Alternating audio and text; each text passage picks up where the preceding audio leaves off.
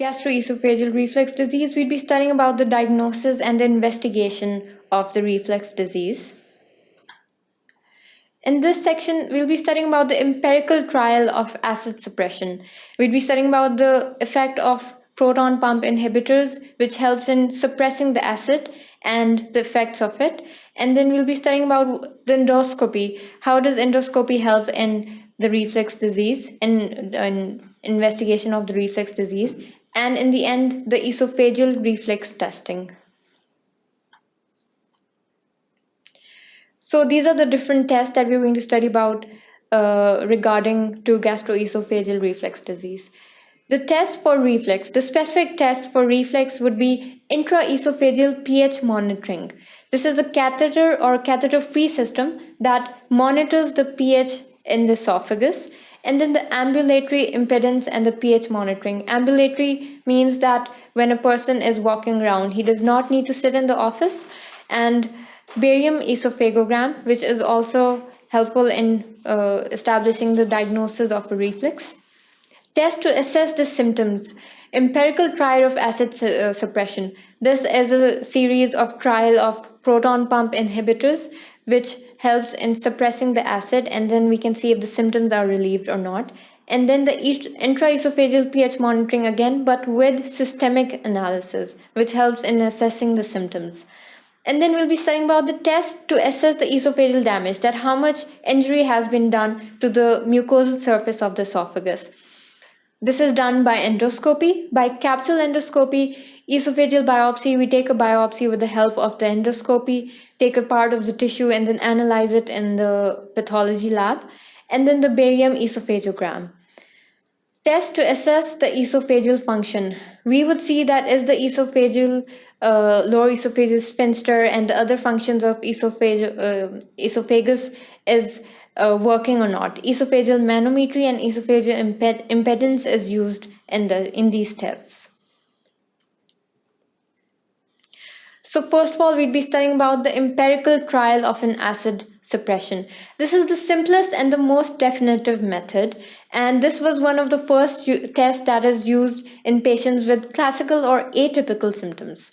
And this test is usually done by approaching the patient with the introduction of proton pump inhibitors, which are medicines that are given to the patients.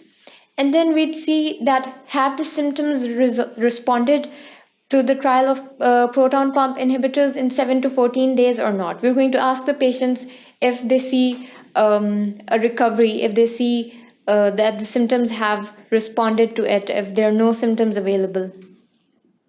And then GERD is assumed, finally, if the symptoms have disappeared, and also if we see that the symptoms have reoccurred when the patients they have stopped using proton pump inhibitors.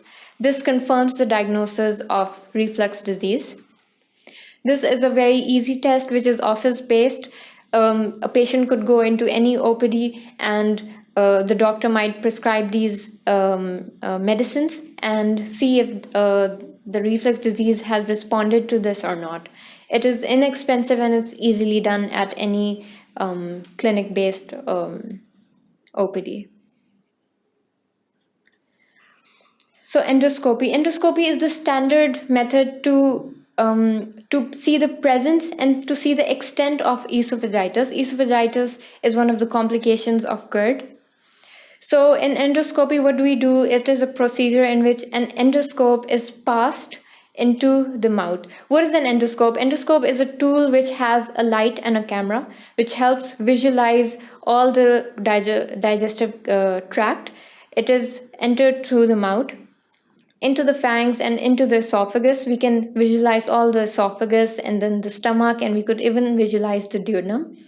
And all the picture is being transferred into the screen, and we can see if there's any injury to the digestive tract.